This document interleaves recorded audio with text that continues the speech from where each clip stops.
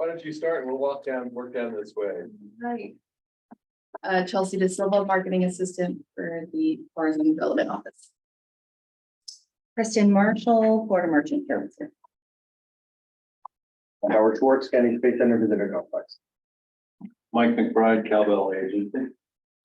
Keith Winston, Brevard Zoo. Peter Pace with the Tourism Office. Heather Lewis, Ron John Search Shop. Amy McGrew, Hilton Garden and Cocoa Beach. Eileen Bentley, West Coast Netting / the Net House. Candace Normore, Tourism Development Office. Rebecca Essick and more. Vicky Scalzi, Medical. Pete Alvarez, Effective. Great, thank you, everybody. Welcome to our July. Anybody on? There's quite a few Oh, okay. other people on. You don't have to go to them, you can just ask the people online to announce themselves, if they're not staff. Otherwise, most of them are gonna be my staff. Anyone online who isn't staff? Christina Bourne, Public Information Officer for the City of Palm Bay.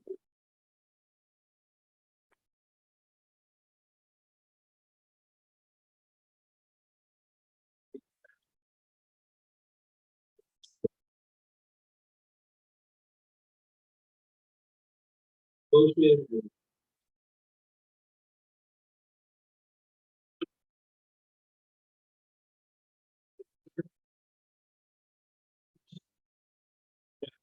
heard that. Yes.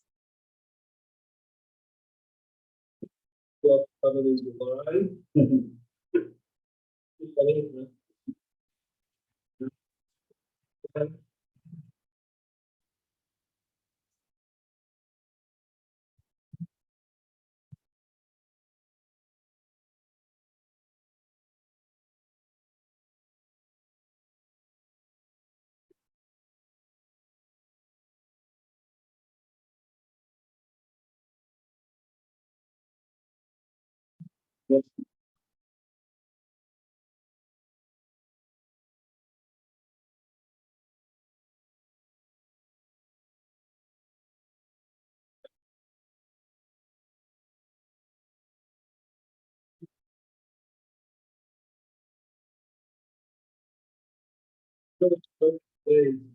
Next year's budget and work.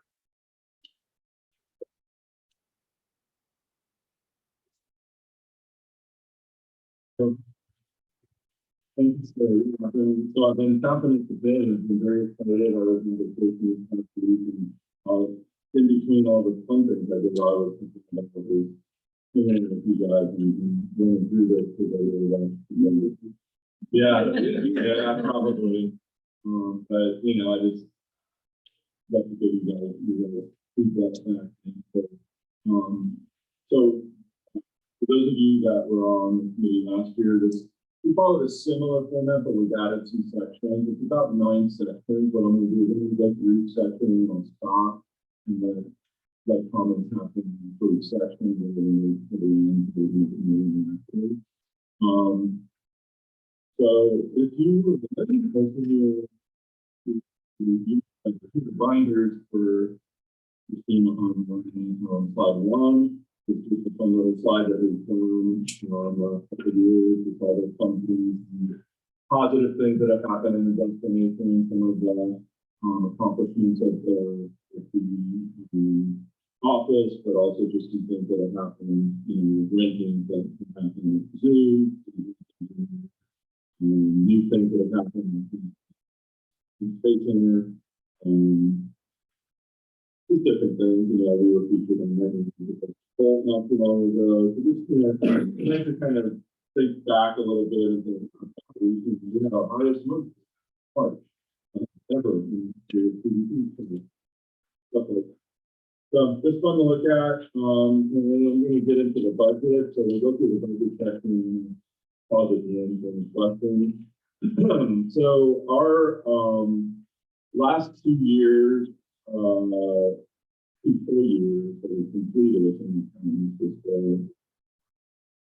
$10 million in 21. So that was the year coming out of COVID. And then we hit 23.3 million, all-time high in the previous fiscal year.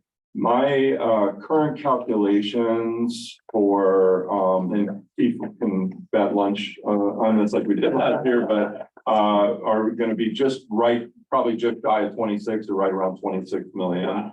So pretty incredible, even from growing from 17 to 23.3 to then going to almost 26 million.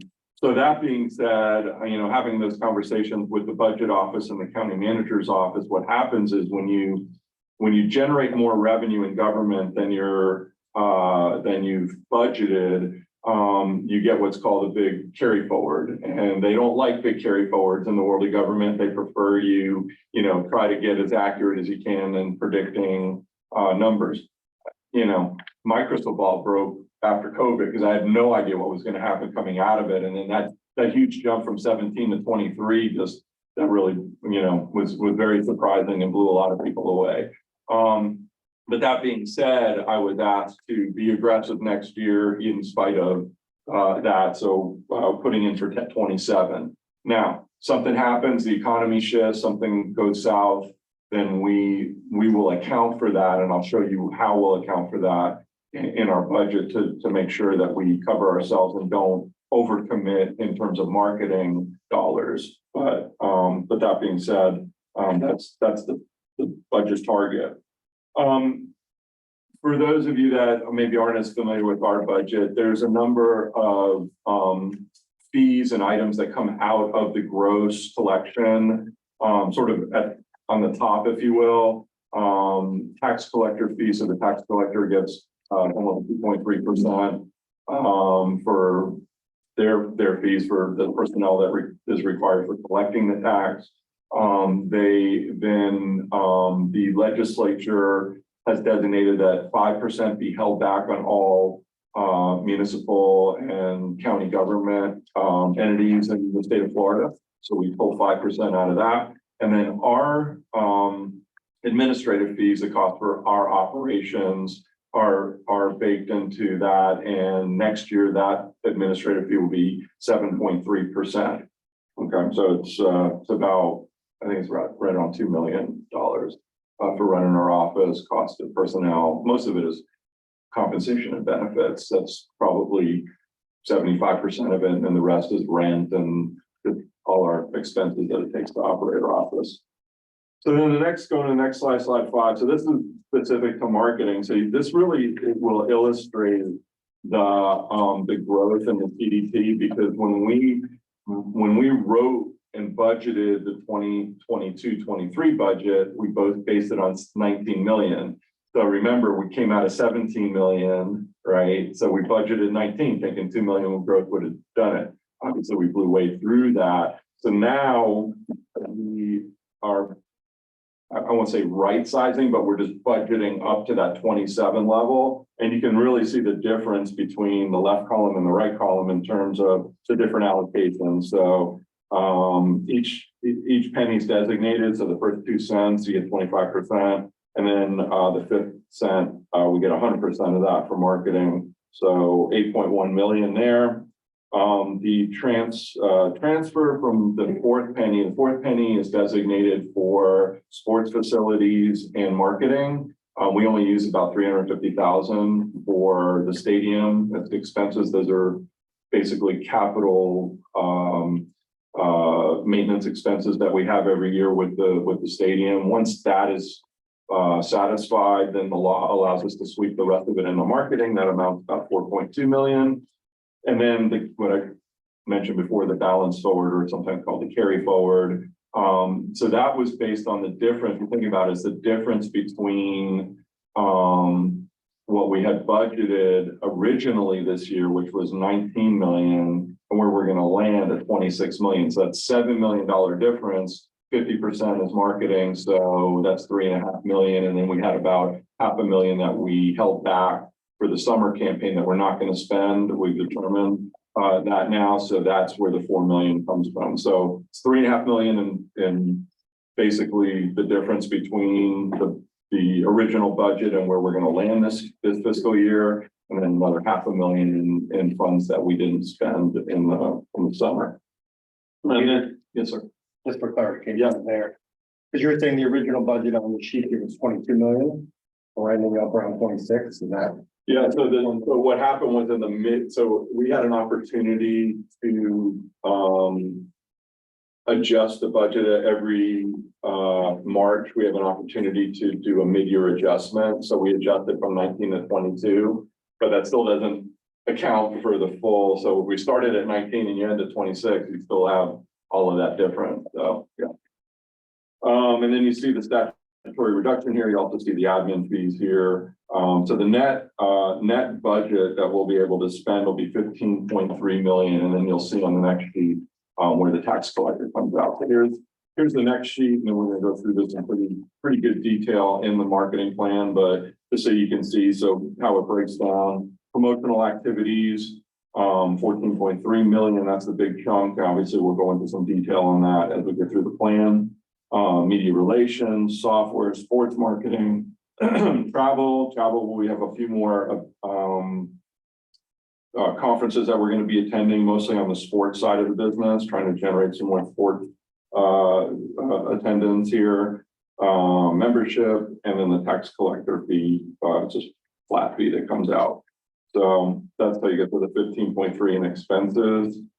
And then for those of you who may not know, we do have a marketing disaster fund. So like if we had a hurricane or some weather event or something that we needed to sort of put some additional marketing funds behind, we have about 1.3 million. We're spending, just as an example, in our campaigns, we're spending about 1.5 to 2 million. So 1.3 would really give us an as an extra need. People had asked me, should we put any more in there? And I don't know that I could justify to the board necessarily or the TDC, but I think maybe next year we could take another look at it. But I think 1.3 is a good amount to have in there. I don't want to have too much. Get criticized for having money that we're not spending. So that's the budget section. Any other questions about that? Now we'll go right into the market trends. So market trends been really interesting. So again, looking at almost a 38% growth last year to this year, from the year before to last fiscal year, we're tracking about 18% ahead of that number right now. So, and I think we'll stay at that. Hotel, looking specifically at the hotel motel piece of TDT, that grew 42% in the last fiscal year and is tracking about 17% up. So it's tracking pretty close to the total. But look at short-term vacation rental, that grew 30% in the prior fiscal and is tracking up just under 17%. So for both, it's really not any particular category. It's all categories that are seemingly growing. Am I waiting for questions? You don't have to. I'm just curious how the rest of the Florida markets are comparing to that 18%. Yeah, I don't know. I don't get the detailed numbers. That is not published. They're not. It's just not published on a monthly basis. I wish it was actually. The state Florida Association of Destination tried to do that for a few years, and they couldn't get everybody to report on a monthly basis. So I don't know where it is, but everybody I've talked to is up. That's all I know. So I talked to my buddies in Naples or Sarasota, certainly Orlando or Miami. Everybody's up. Everybody's doing well. I just don't know if it's 18% or some other number. I tried to do a comparison last year, and I called around and tried to get some of the numbers, but it's interesting how even though you would think it would be public, it's not as easy to collect as you would think. But again, everybody says they're doing well, so I don't know what that means in terms of double-digit growth 3 years basically 3 years in a row is what it would be. So some other factors, the port, of course, the port grew to 4.1 million last year. They're now pushing out numbers saying they're going to 6.5 million Remember how the port measures, and airports and ports do the same thing. They measure embark and debark. So it means people getting on and getting off ships and planes. 6 million of that 6.5 is getting on and off. So that you just cut it in half, it's 3 million passengers. And then 500,000 of that are port of call or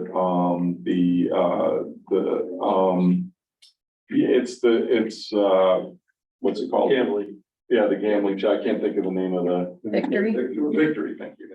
Yeah. So that 500,000 is just one time, but yeah, 3 million of that is people getting on and off. That's 3.5 million passengers from, basically like 2 million passengers. That's incredible growth. Hotel numbers, occupancy is up 13.7%. When I measured this, which I don't know if I might have May in there. I think I updated it for May from October, and then ADR is up 20%. So that means RevPAR, of course, that's a function of both of those, is up almost 37% compared to prior year levels. So hoteliers should in general be happy. I know hoteliers are not known for always being happy, but that's certainly some significant growth in those measurements. And I looked across all different areas and all sectors, Cocoa Beach, Melbourne, pretty much everybody was up. So there wasn't like one sector that was doing really well and somebody not doing well. They were all doing well. For the so far for the first 6 months, ADR jumped nearly 17%. RevPAR has increased more than 24% for the rolling 12 months. So again, considerable growth, and all of those factors are considered to grow for the remainder of this fiscal year. The next slide has this just goes through Q1, but just has some of the charts. You can see occupancy has fully recovered from previous. That just goes through first quarter of this year. I'll add second quarter in a month or so when we get those reports. ADR, you can see ADR skyrocketing the last 3 or 4 quarters, really blowing away where we were before. Of course, that ultimately affects RevPAR as well. Rooms haven't really grown. So like last year, the story was, yeah, there was some significant growth in rooms, but this year we had 480 rooms from the International Palms up here taken out of service. So that kind of balanced the 400 or 500 rooms that were added. So there really wasn't any significant growth this past year. That'll change. Question about that. I haven't noticed any movement on the site. So originally, is it?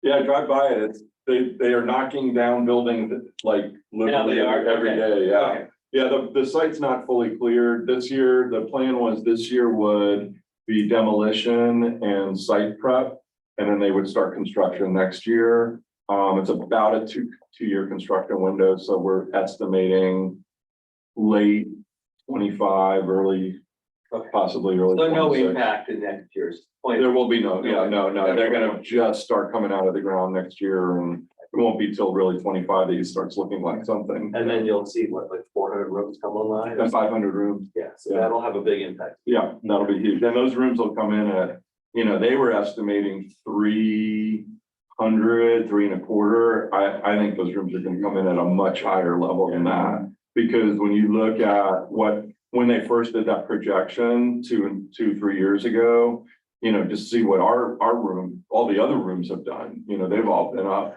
30, 40%. So yeah, I think they're gonna probably be coming in at closer to 400. Are there any other properties? No, next year, I think we've only got like 3 or 4 properties in the pipeline. But then the year after that, I believe there's close to 10. Oh, wow. So there's a lot coming in 25. So 24, we'll see. I think maybe we'll get, 500 to 1,000, but then the next year is going to be even more. I mean, that hotel, if it doesn't cannibalize, so that could add like $3 million. $7 million goes back. Right. Yeah. Yeah, yeah, they were, so how they did that, how they did the estimate, they were estimating 2 to 2.5 million in incremental TDT. Yeah. And that was how they built the argument that they should get, you know, 50% back. 50%, Yeah. okay. And then room night demand, of course, room night demand's been, you know, up since last year. I've seen the last couple of months, it's slowed a little bit, but you know, some of it could be just that the rooms you know, those rooms came out of service. You know, just could be a little gap between, the spring break and the summer. So I don't see a trend yet, but if room night demand goes down over summer, then I'll have something soon. And then here's the inventory. So yeah, so about I think 5% growth in this year and 10% growth next year, but some of that's probably going to spill into 25. So the big projects I'll call it 24, 25 are Margaritaville. That's a big one. That's a 200 room. The Westgate at the pier. And then there's just a lot of, you know, full kind of the service hotels, like, you know, the 120 to 150 room range. So it's about 15 projects on our pipeline list, but that gets spread out. And, you know, I don't count a hotel until they've got shovel in the ground, really, because things change. We're hoping Larry gets started on his. Yeah, oh, Galley, yeah. Oh, yeah, but that's interesting, because that is interesting to think that over the next number of years, you're gonna have different kinds of property, Yeah, you know? yeah, for the first time. Grafton, the Yeah. Margaritaville, the Westgate. Larry's, if he does that, they're Yeah. not gonna be the typical, but that really could add a lot of. That could actually add, you know, room night demand, because it's not cannibalizing other ones, it's a whole big property. Right, and they're all higher ADR type of properties, so that certainly helps from a tax collection perspective. Yeah, Margaritaville may not be until 26. Yeah, they just delayed, and I don't know what's going on with that. Yeah, they were doing good there for a while. They were really knocking stuff out at the, Everything just costs. Yeah. More than, Right. you know, sometimes it affects the financing that they locked in and now it's no good. Right. So right, crazy. yeah. Yeah, and that's why I hesitate to say, you know, this is a firm number, the 1,200 rooms over the next 2 years. Probably not. It's probably 1,200 rooms, but it's over 3 or 4 years instead of 2 years, is my guess. Well, as long as we have an aquarium in 25. And a Trader Joe's. I saw the details of that and wow. 26, you said. 27. 27. Oh, he's breaking ground next year, 2 years. Yeah, 27. That's always, that's no change. Okay. But we live in fear of all the things you just said. And then there's a little bit about our R&D here. Last year, we were, and this is the chart at the bottom, you know, we were really, this is something I can measure because SDR gives me these numbers. We were trucking pretty good against our peer set in terms of growth and room night demand. This year, we've grown about 5% from October to April. So we're not growing like we did last year, but you know, again, that was still pretty good kickoff last So year. we're according to this, of these markets, we're the second biggest market, being dwarfed by St. Pete, Clearwater. Yeah. Yeah, and I will say that these are like Lauderdale, that's not all their hotels, that's just the beach. Yeah, we compare ourselves to beach, so it's not, it's not, Okay. it's not 100% of their inventory. Same with West Palm, that's just the beach side. Yeah. Cool, good point. Yep. Vacation rentals, so, whoops. Sorry, I was trying to get on there, trying to do it, thank you for doing it. Okay. Interesting, in 21, we had about 3,800 vacation rental units. That grew to 6,800 last year, and this year we just looked at it with over 13,000. I don't know if that's going to continue as a trend. You know, that's really, I think it speaks to the popularity, but I just don't know if it's going to continue to grow as much. And I think some people that maybe jumped in the market late, so the people in the last year that said, hey, everybody's making a lot of money, let me, you know, get myself a vacation rental. I don't know if they're going to be doing as well. So I don't know how long that inventory will stay. So we'll have to see next year what happens, but that's something to be thinking about. Obviously, it's rooms we have to fill.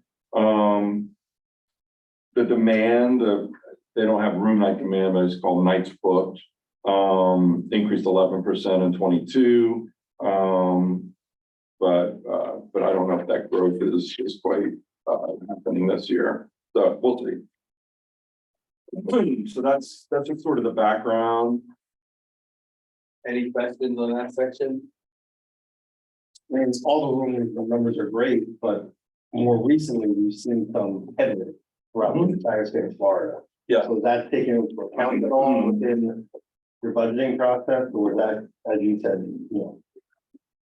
Yeah, I mean, I think, you know, where I'm having sort of that caution is both around the state and around the country, STR is saying we're gonna see a slowdown of the occupancy, but ADR is still strong, you know, so if ADR holds and occupancy drops, you know, we could be okay. It just depends on what happens in the overall economy. If people seriously stop traveling, then that's all bets are off.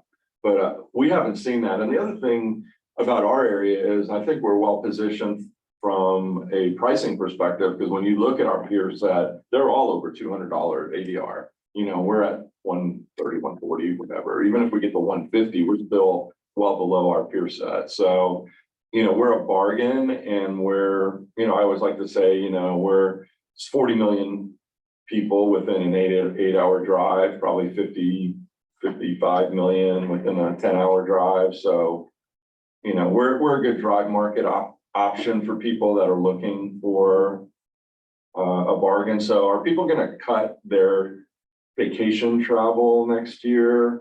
I think they're going to look, what the trends are saying is they're looking at cheaper destinations, where can they get price advantages. So we might want to be ready to, you know, talk about that and maybe even have special deals, you know, that we've done that before, where you have some kind of deals, you know, but. Yeah, a lot of those apps and subscriptions are proliferating, you know, in terms of how they congregate all the deals available. And, you know, particularly the younger, more frugal set, I mean, they're loving that stuff. Yeah. So, yeah, being a bargain is a great position for us. But I was gonna say, my impression aligning with that is that the public perception of the economy is much worse than the actual economy. Oh, Right. Right. Right. And right now they're looking, so I think you're right. I Well, don't think- public perception driven by the news, right? Driven by The the news news. cycle is keeps trying to bring it in, and yet the performance isn't matching what they're So saying. that does is an advantage, go back to what you said. So they're gonna be more cautious, but they're not gonna stop, so they have less money Right. per se. But think about They'll what the spend it- messaging was last year. That's all they were talking about was the economy going into the tank. And people traveled like it was going out of style. And the same thing happened this year. I mean, 51 million people traveled over July 4th weekend, and, you know, Memorial Day weekend was a record.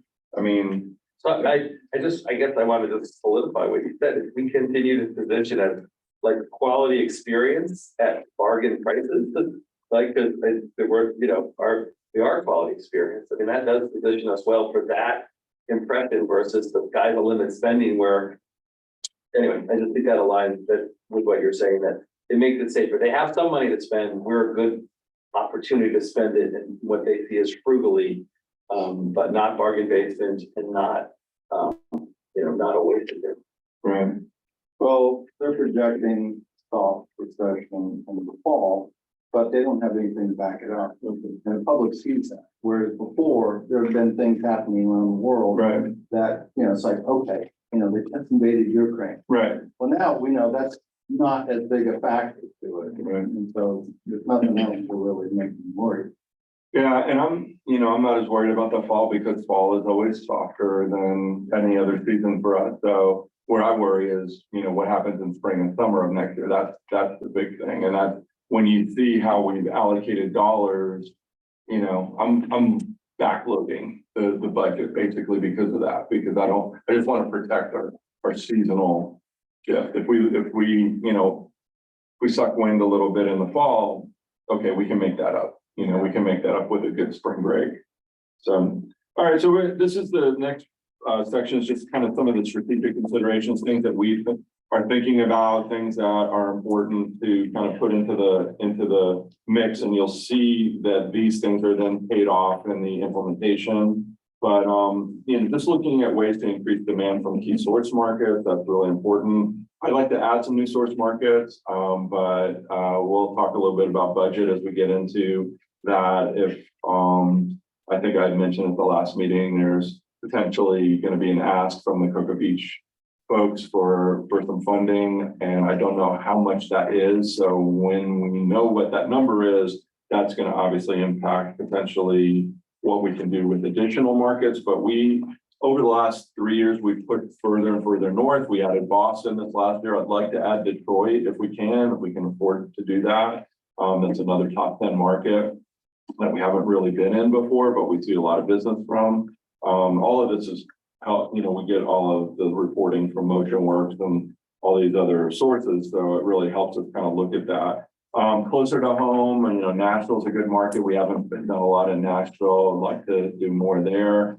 Allegiant was flying direct and then they weren't. I think now I hear they're going to come back again. So if they do come back, that's a good opportunity. Anytime we get a direct flight into Melbourne, that's a opportunity. And then in Florida, we've been, you know, pretty much in all the big markets, you know, Tampa, Orlando, Miami, Jacksonville, we've been kind of in, and but we haven't been in Fort Myers area. Fort Myers has had, you know, in the past, some pretty good numbers for us.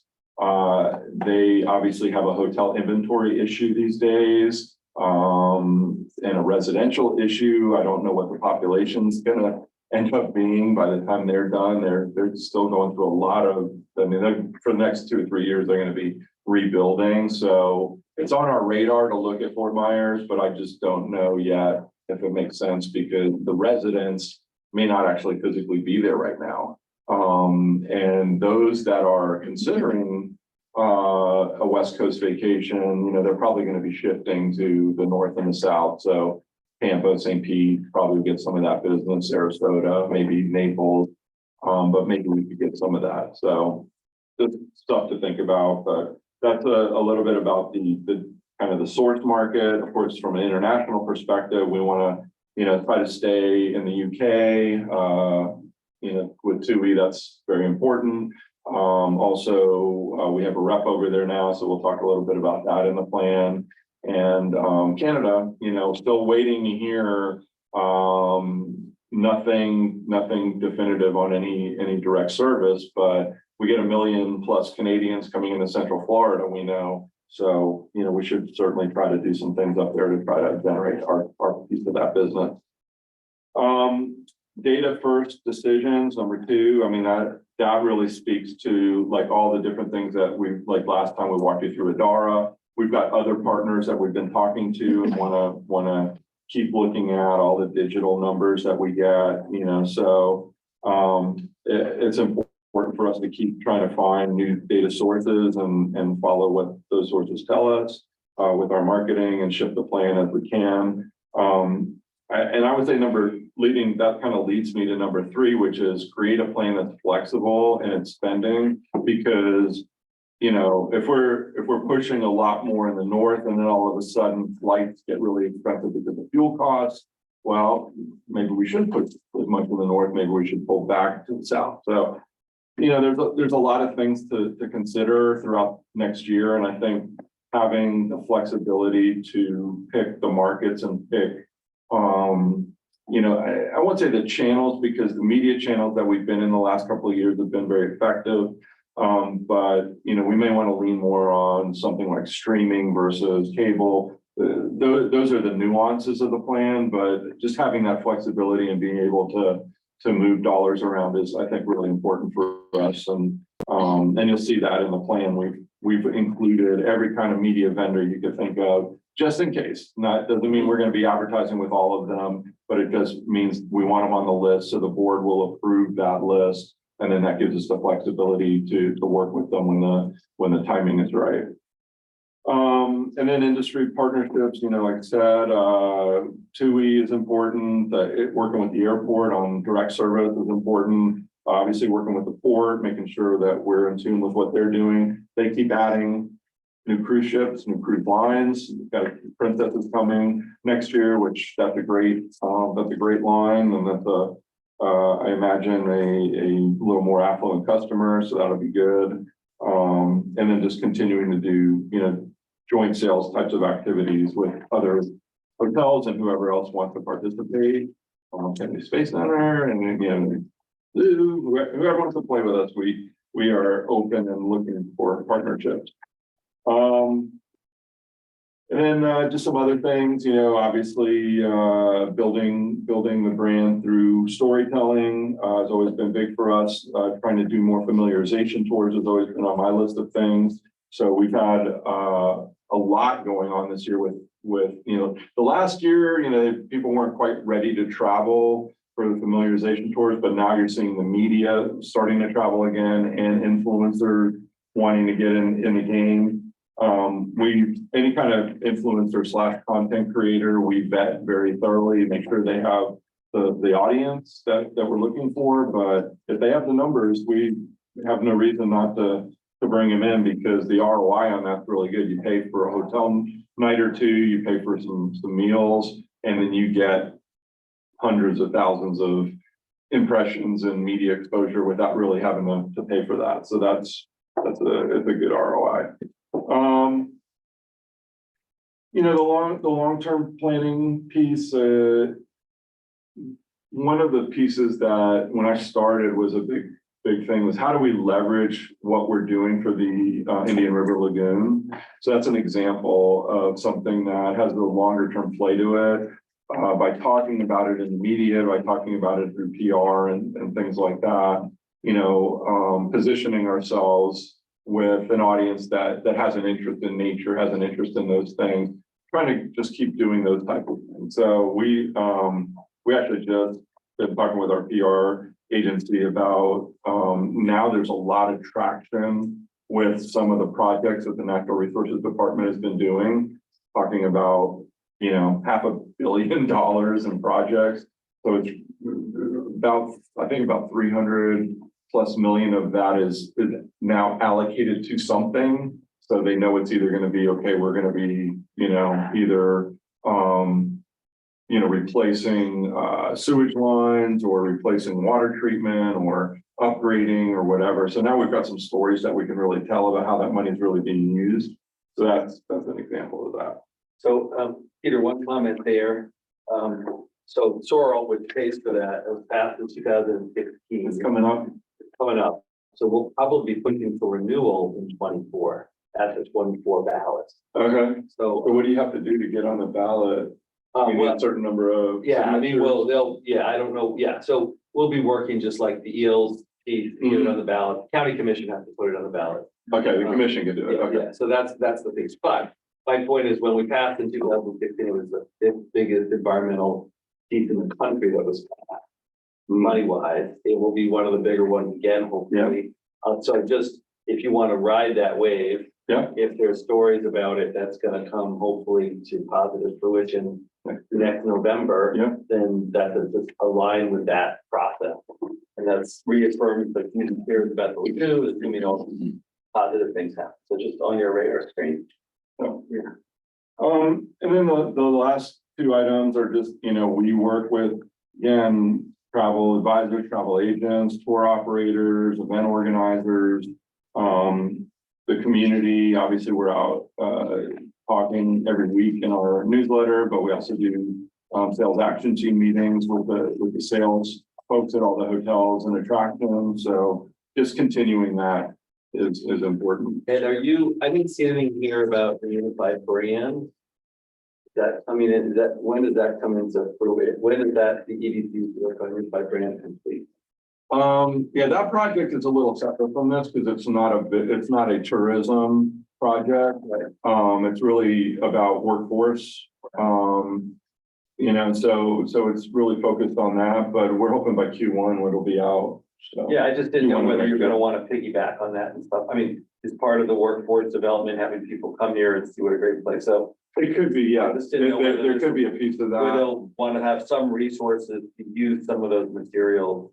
Yeah, and there's some money allocated in the budget for that kind of thing, but the heavy lift of the high-tech workforce stuff, That's that. they're gonna be, That's not- that's all on them. Yeah. Yeah, Fortunately, they're going in the right direction on the path that they're taking.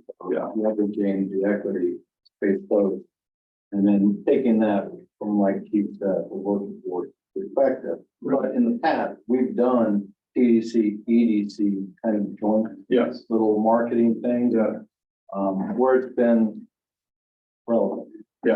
And that's kind of how we're looking at it. You know, it's not gonna change our messaging. It's not gonna change our overarching brand because it's gonna act as sort of an umbrella brand of It'll space reinforce. code, so it's just gonna reinforce, but it's the media budget about this compared to what we're talking about here. So, even if the hoteliers get some of the money. So many players around the table. Yeah.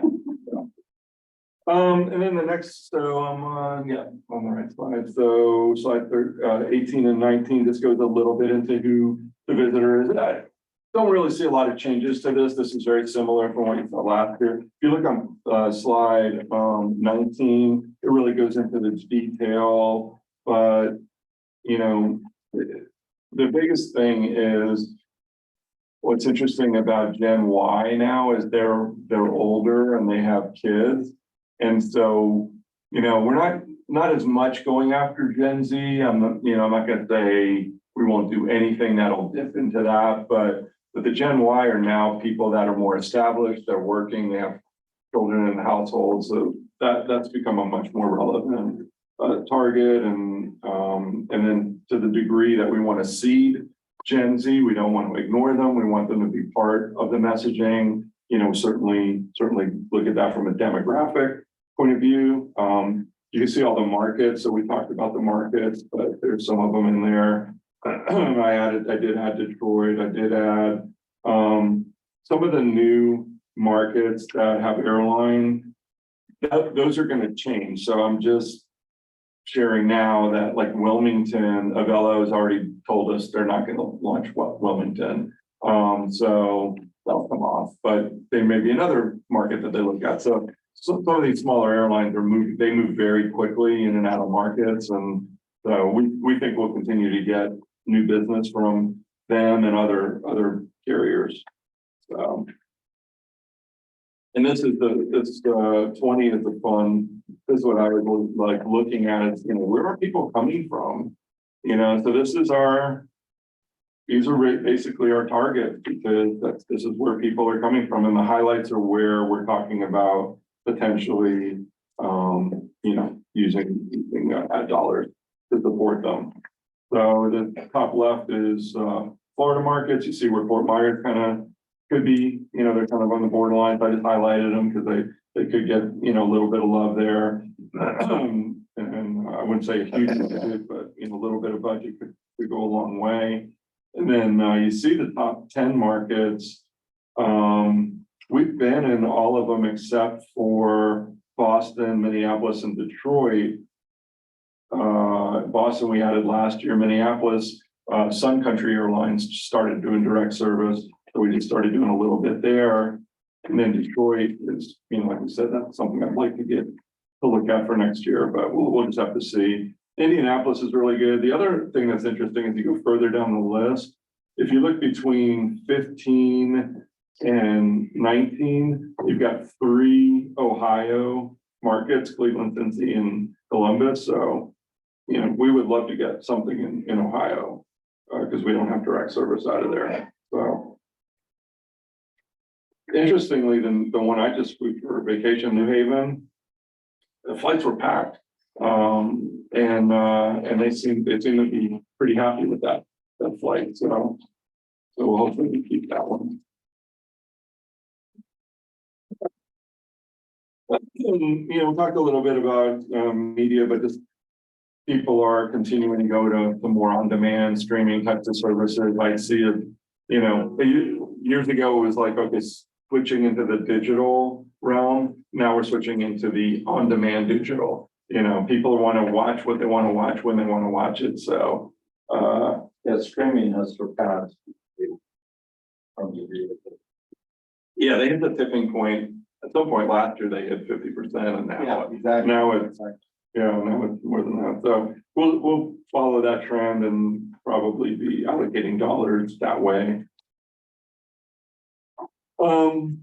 Like, so this is just a little bit about, the different types of media that we have and where they're relevant, during the cycle as people are looking for just dreaming about where to go to actually booking.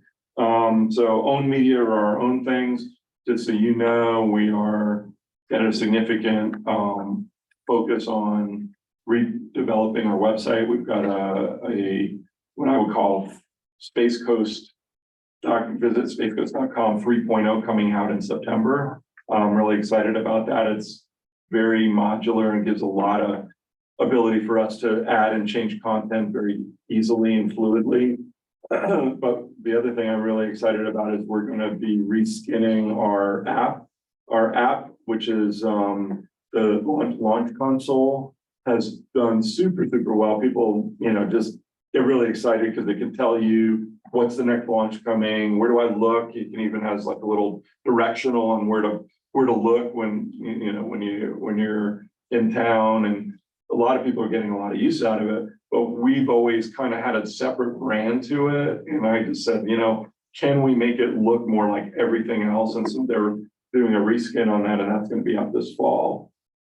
Actually, it'll be out probably before the fall.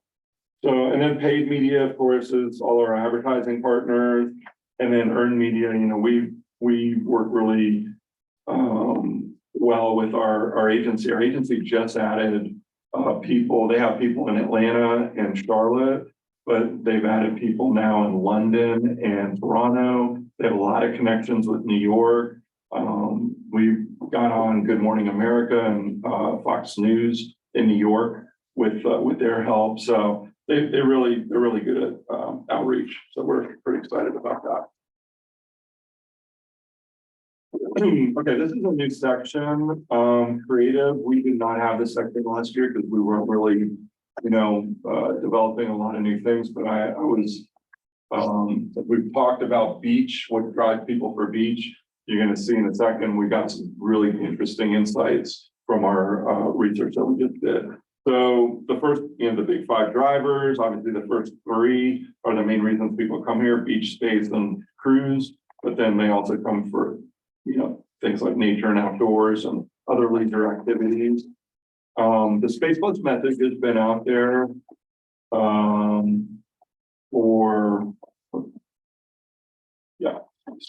has been out there for 3 years now. So we've refreshed it a little bit, and then you'll see. So that's the original creative. That's up on page 26, and then slide 27. This is the new creative, which is the countdown to your best vacation. So this is kind of cool. Has a little bit of the movement, and that's gone over well. I should have, by the next time we get together, I will have the finished TV commercial. So that'll be exciting. They were filming that last month. And then we created a special cruise campaign last year. So we've got a lot of new messages in there. So page 28 and 29, 30. And then we have had beach messaging. So page 31, we have had beach messaging, but we haven't really kind of differentiated it in any way from the Space Plus. So that's the opportunity I think we have as we go into next year, is to really focus in on some of our different beaches, but just some of the 32, 33.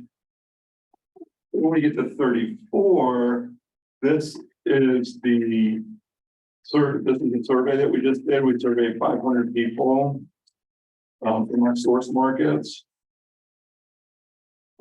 And interestingly, so the top beaches visited: Miami, Daytona, so that's a strong competitor; Clearwater, St. Pete, Tampa, Fort Lauderdale, another strong competitor; Delray Beach And then Cocoa Beach did come in the top 10, but also interestingly, Orlando. And I think that's huge because I think of Orlando, when people say I'm going to a beach in Orlando, they're coming here, right? So how do we leverage that? That's just something to think about. And then some of the top factors, natural beauty, recreational activities, relaxation. The biggest factor when we narrow down kind of 4 factors, beach quality, accommodations, beach amenities, and non-beach qualities. And beach quality was number 1, meaning they want a nice, clean, trash-free beach that they can visit with their friends. They think of white sand, turquoise water, but they also think of blue water with good waves, so that we have beaches that have that. Sparsely populated beaches, we have that. Healthy looking dunes and vegetation, we certainly have that. And beachgoers who are families with children, which we have that in droves. So that's kind of really important to, when we're depicting beaches, it's not just about one beach or the other. I mean, there's, from the seashore to Sebastian Inlet, there's all kinds of different beaches that we can highlight that have some of these different things that people are looking for. So I think that's what, when I think about developing a beach campaign, it's not just focusing on 1 or 2 beaches, but really the diversity of our beaches. And then secondly, Can we go back for 1 second? yeah, sure. So top reasons, so natural beauty, right? Those are not most of our most popular beaches, right?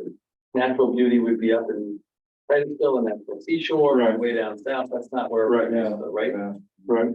So that's why I was mentioning National Seashore, because I don't think we highlight that enough. No. And Sebastian, we don't Right. do as much as we could. That's not what's right out here, right? Because this Yeah. is not the natural beauty out here. Yeah, but recreational activity, and you'll see in the next section, but recreational is. Yeah. So people want, so if you look at slide 35, where it talks about accommodations, they want hotels that are full service and, all of that, but they also want beach amenities. So the next bullet down, beach amenities, they want, restrooms and changing facilities and easy access to the beaches, free parking, food service. So some of the things that we do have. And then even in the non-beach quality, they wanted like casual dining, beach hangouts, proximity to the beach from their accommodation, family attractions, amusements such as zoo, ice cream, mini golf, etc. Of course, we've got a major attraction as well with the Space Center being there. That's your accommodation was the second most important factor, but that did not show up on your back. Left off on page 34. Yeah, the first one was just that was just a top line question. What are the top reasons you come to the beach? And then we focused in on 4 factors that we identified as being important, like beach quality, Okay. accommodation, beach amenities, and non-beach quality. You see those are ranked 1 through 4. Okay, got it. Yeah. What we do is we ask them what about each of these things is important to you? And then we have them rank those 4 things, and that's why they're. Beach quality is number 1 accommodation. Yeah, exactly. And then why do people return to a beach? They're easy to get to, they have amenities they prefer, and their family wants to visit there, or they already have family there. In every piece of research is always sort of a golden nugget that comes out that I, always feel like, hey, that's a really great. This next one, nearly 44% of people might select a beach as a vacation destination if they knew they could get to see a rocket launch. So it really speaks to our strategy, which has always been showing rockets with everything else. So not to say, we might develop a beach campaign that focuses on the beach. Doesn't mean that we're going to abandon the rocket piece of it. So. Any other questions about the survey? But this is really good data that's going to help our agency develop a good set of creative out of that. So more beaches, it's still a big differentiator, and we've got more beaches Yeah. here than anywhere else. 72 miles, all of We that. probably have more Types of beaches. types of beaches and free parking at beaches. Yeah. So we've got more accessible beaches. Right. There's probably something using that more with some kind of beach focus campaign. Agreed. I love research. I thought it really helps you with a clear path forward on how to develop creative and develop your marketing. Okay, so that's that section. Now we're into the implementation where the rubber meets the road. By the way, this is the section where if we are going to be divvying up our money somewhere, this is probably where it's going to come from because it's mostly media dollars. But you can see the calendar on page 38, slide 38. And then slide 39 just gets into the breakdown of the annual campaign and the seasonal. Remember the annual campaigns like billboards, the Orlando Airport, Google search, paid social media, kind of things that are overarching, and those run throughout the year. And then the seasonal campaigns are the fall, spring, and summer. Fall, I did not change the budget significantly. There was about 1.6 million. Spring, we bumped up a little bit to 2 million. And then summer really has the bulk of it. The main reason being what I talked about earlier, which is backloading the campaign. And obviously, if we have to give up some of these funds, it's going to come out of probably a little out of spring, but probably more out of summer. The other thing is, remember, going to 27 million, I need to hedge my bets there. So I'm holding about $2 million in case we have something go awry before we allocate it. So assuming everything goes well through the April-May time period, then we would deploy that. Just a shameless plug. We hit our 30th next year, and at the end of the first quarter, our Lions of our major Africa will hit, which I think are going to be pretty spectacular. What time, summer? No, end of the first quarter. Oh, Yeah, earlier. Yeah, I would like it to hit before the end of the first quarter. We'll know more if that matters, but it will be 30th celebration. We might need to do some line pictures. Yeah, it might be fun. Okay.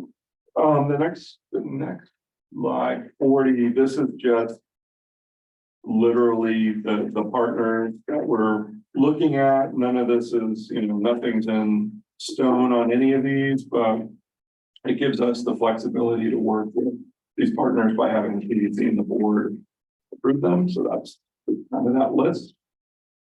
And then the next page is our KPIs for the year. So different things that we look at in terms of campaign performance on the left, and then on the right is the actual KPIs that went into the budget. So those are all based on what we saw this year and what our estimates are for next year. And that's that section. And earned and owned.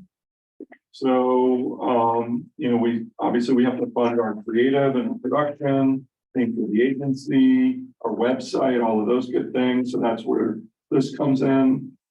Social media platforms. Like I said, we'll be launching pretty much an all new site in September, and then our Applebee Total Leads getting right around the same time. So that's 43 and 44.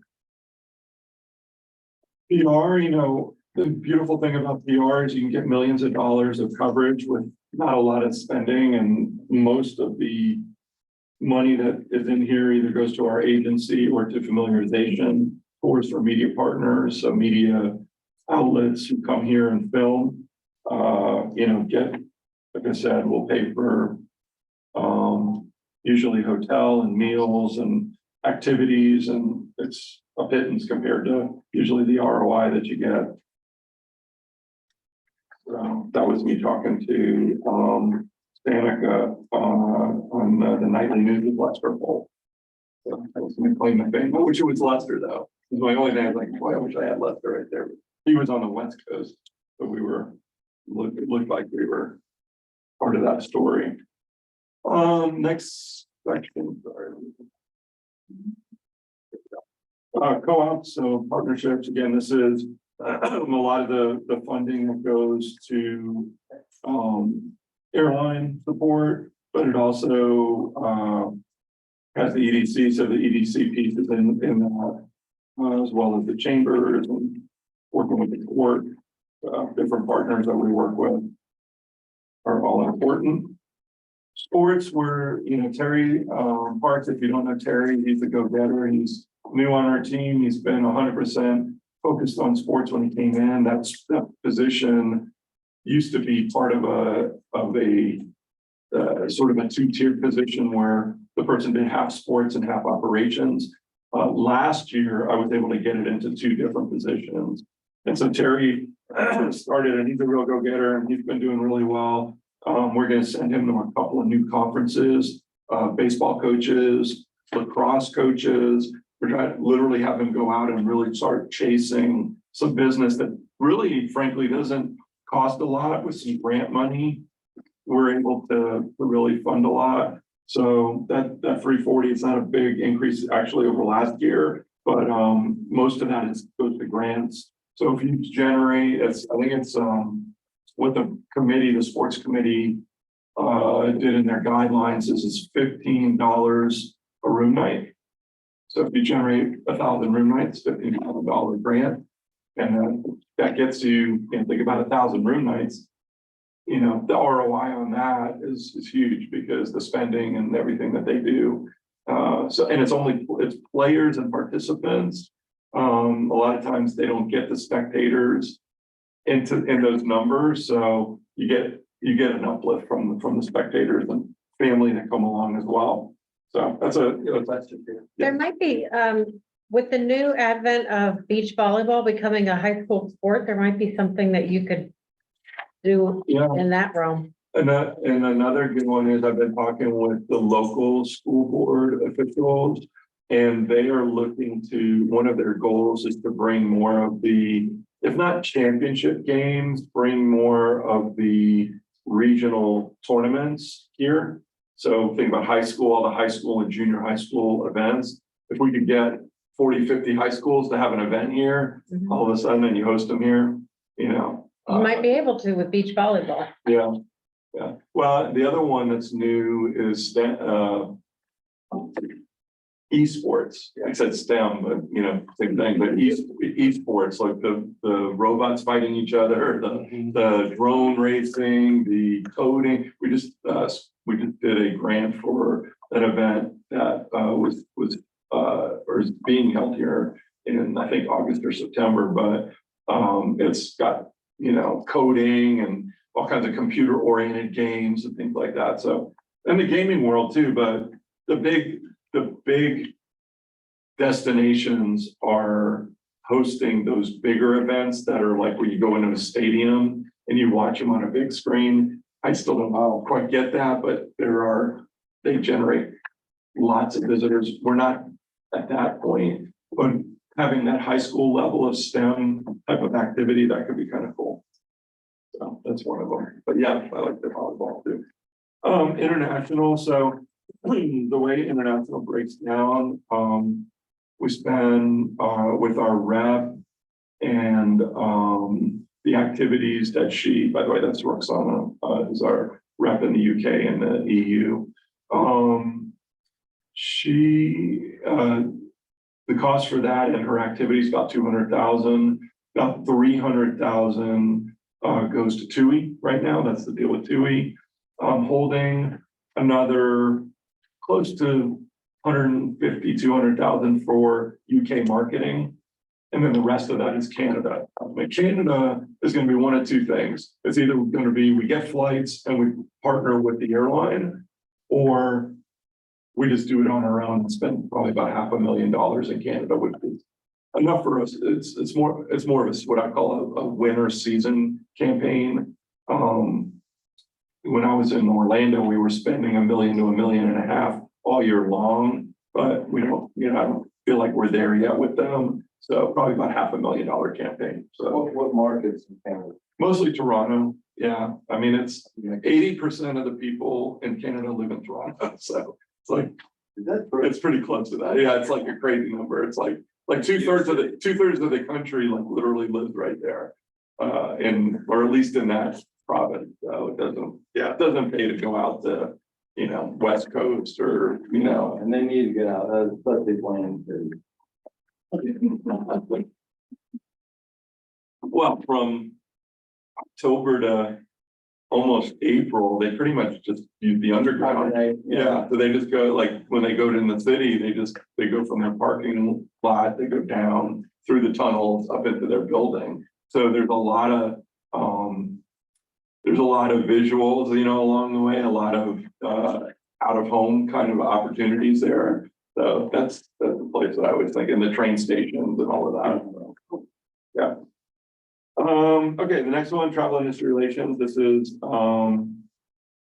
mostly Tom Bartos, is our travel industry relations manager. I'm actually very excited. He was in drop, which if you don't know what drop is, that's basically you're setting your retirement date. They just extended drop. The state that's voted to extend drop. So I convinced Tom to stay another year. So I got enough for another year, but I think he's out in 25, so I'll have him for a little for next year. So that's good. I'm happy about that. Not to mention Candace is staying for a little bit longer too, because she was in drop and she was going to retire this year and decided, no, you know what? Doesn't suck working for. That's right. Okay, last couple of slides, research, really no changes on this budget. We got a lot of partners. We have MotionWorks and STR, and the big change here is we are going from all the rooms to Key Data. Key Data is a vacation rental measuring company. They're kind of like STR, but they play in the vacation rental room area. All the rooms was a little bit lower price product, and I feel like we have enough vacation rental now. We need to really be able to deep dive into it. So we switched them. Down in St. Germain, they do the brand awareness study for us, and they did the beach research that you saw on there. So they're great to have on out. And then just the very almost last slide. Our travel didn't really change significantly, other than a few more conferences for Terry to go to. And there's some membership from tax collector. Get their share. So, Mr. Chair, that is the submission. We do need you guys to take a voting action on this. To recommend it to go to the TDC. How this, or I know we're running late, but discussion, thoughts, concerns. If we're comfortable with the budget and approach, I would take a motion to recommend approval for the full fee. Okay, Howard, is a second? Second. Okay. First and a second. Any further discussion? All who vote to recommend moving the budget to the full seat, signify aye. Aye. Any opposed? thank you all. Remember online if you're still there. Yes, I'm here. Well, with that case, the public comment.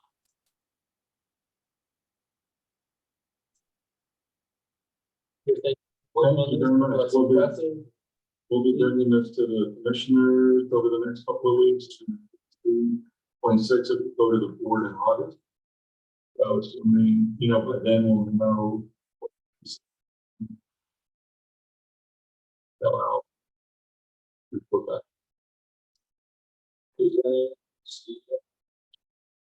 I mean, I'm going to present the whole thing, but I'm probably. Yeah.